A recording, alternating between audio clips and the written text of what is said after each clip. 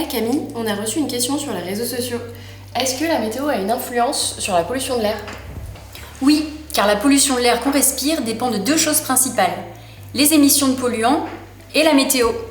Les émissions, ce sont les quantités de polluants qui sont émis dans l'air par des activités humaines ou par des phénomènes naturels. Mais ensuite, c'est la météo qui va décider de ce qu'ils deviennent dans l'air. Par exemple, s'il y a de la pluie ou du vent, les polluants sont dispersés, sont dilués. On dit même qu'ils sont lessivés de l'atmosphère.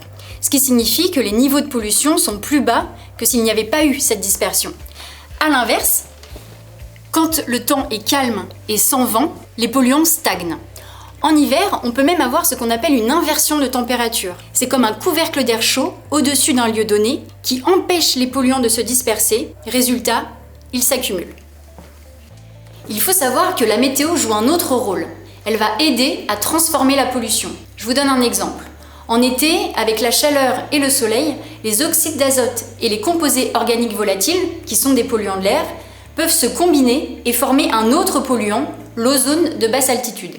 La formation de l'ozone, en présence de ces polluants, ne peut se faire que si certaines conditions météo sont réunies, un fort ensoleillement et de fortes chaleurs.